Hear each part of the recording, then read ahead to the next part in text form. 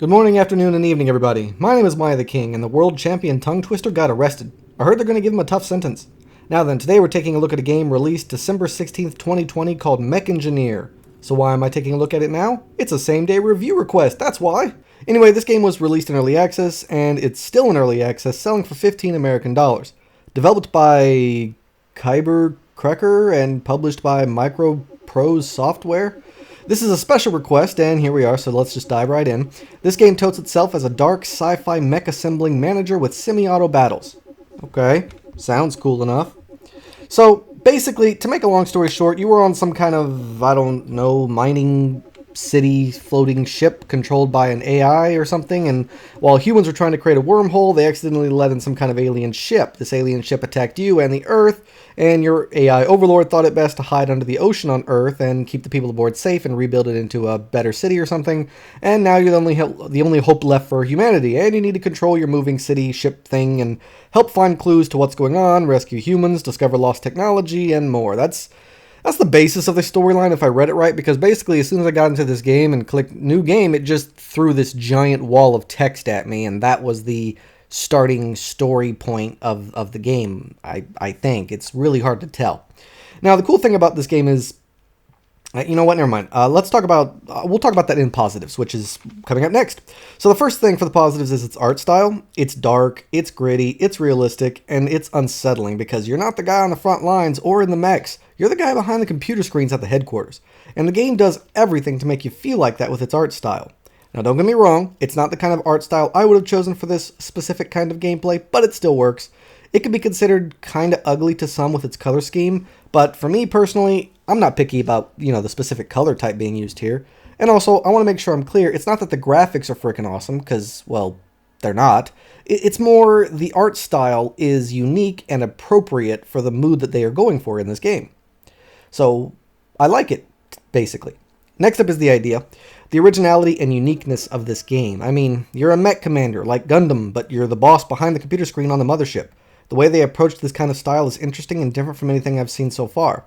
I've seen similar ideas, don't get me wrong, but just not on this level, and it is ambitious, if nothing else. Alright, now we're going to go into the gameplay. This is the cool stuff I was trying to talk about earlier.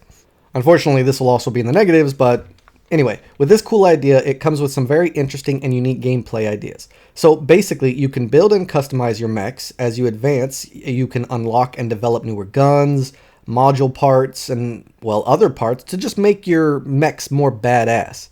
You also got pilots who can have relations with each other, which will improve or make their situation in the field worse. And there's training, special skills, personalities. So it's just, your pilots are really cool. And then you've got your pilots and their mechs. They've got their own names and their own code names, which I think is really cool. You can research different things, traverse the world, scouting out and scavenging in lost, destroyed cities on Earth. There are different terrains you need to prepare for, alien enemy types that you need to prepare for, resources you need to strategically manage, and then you can send your mech squads on missions using the creations that you researched or built. You can kind of control your squad during missions and support them with artillery from your moving city, which you can also build defenses for in case your city is attacked. Actually, really the best comparison I have with this game would be that anime, Darling in the Fran. Moving city with defenses against an alien menace attacking humans, and along with the defenses of the city, uses a squad of mechs to defend them as they travel across the surface of the Earth. I mean, it's almost exactly like I'm playing that anime. It's so damn similar. Last, but not least for this game, is the sound and music. It even has a tiny bit of voice acting from the pilots during missions or management. Now, it's not all in your face, but when the sounds do show up, they sound appropriate. The music is perfectly designed to give you a dark, depressing feel which fits the theme. The sound effects sound very appropriate, and the little nuances that the game gives you in terms of these sound effects matching the situation work really well together. I mean, it's not the best that I've ever heard, but I've got nothing really negative to say about it, so it's here in the positives. Also, if I sound a little bit off today, I apologize. I got to work on this as soon as I woke up, and I literally just finished my coffee, so sorry if I don't have as much energy or if I don't sound as bombastic as I normally am. But, okay, so that's all I've got for the positives, and up next is the negatives. But before that, did you know that there's this weird paradox on YouTube? The only way to get your videos seen is to already have them be seen. YouTube doesn't advertise, share, or push out videos unless a buttload of people are already watching them. How messed up is that? How's a small YouTuber supposed to get noticed in this world? So if you really wanted to help my channel, you can like and subscribe like always, but the biggest help is actually sharing my video and talking about it with people online. Get me more viewers. That's what'll help me more than anything. And I'm trying everything I can to get myself out there. So now I'm asking for help from my viewers. So please consider helping me in whatever way you can. Thank you. Now then, on to the negatives. Okay, the tutorial is shit. I had to mention that first because it's one of my biggest pet peeves, and this game sits here and throws this incredibly complicated game at you with barely any help. And what I mean is that, it gives you information, but too much information. It throws you in the deep end and then tells you the motions on how to stay afloat, then watches you flail around. You're either going to drown or learn how to swim. Long story short, I drowned. This game is incredibly complicated, and it has only selective tooltips to help you understand what you're looking at, and a very vague tutorial that still has too much information that's just not telling you enough. To clarify, they give you a paragraph of information, and it's all vague, generic information. It's not actually telling you what this does, or what that does, or what I need to do this, or want to do that. It's just like, hey, here's a hanger. It holds your mechs. Then proceeds to tell you what to do with the mechs, rather than teaching me about the hanger. So all those tabs and buttons up there, what do those do? Well, it doesn't tell me. Now figure it out. It's incredibly frustrating, and after playing for an hour and I don't know, it was like 10, 20 minutes, I have a small idea of how this game works, and it's the game's fault for not teaching me. And I tried really hard to figure out this game. It's not that I couldn't figure it out, it's that the game was so complicated with so little information that the only way to figure it out is through trial and error, and I shouldn't have to do that. Not in my opinion, at least. The next negative I have is the gameplay. Told you that it would be here in the negatives too. Now this game is super complicated with a lot of micromanaging. Now I've played games like that before and it's not that big of a deal. The problem I have is when the math doesn't add up. Everyone knows 1 + 1 is 2. But in this game, you take and throw that right out the window. I've got 4 mechs in battle, barely any aliens around. I launch artillery far away from my mechs against the oncoming swarm that's on its way. Now all my mechs are dead. Why? That shouldn't have happened. The artillery gives me a radius, and my mechs weren't even close to that radius of artillery. The game is like, hey, build this stuff, then doesn't tell you how to pass time, or how to build this stuff. It's just like, build it in this tab here, and then you're like, okay, well, I'm in this tab, and I have no idea what I'm doing, because now you've opened up 6 other tabs, and you didn't tell me about those ones. The game will have pilots be in an unknown status and never change, so you can't use them for the mission, even though the mission would be perfect for them. Why? I don't know why they're doing that. Why can't I use this pilot? And remember when I said this game was super complicated? Well, with a lot of information and micromanaging, well, the problem is that it's too much. There are so many buttons and switches here that do absolutely nothing.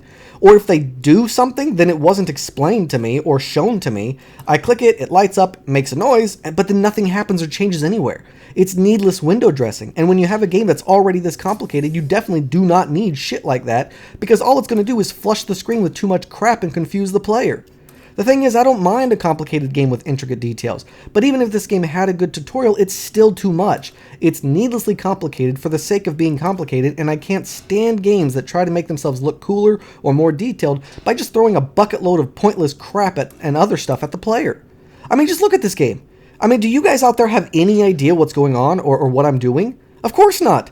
It's incredibly frustrating. You guys ever heard of a learning curve? Well, I'm going to borrow what a reviewer on Steam said. It's not a learning curve, it's a learning cliff.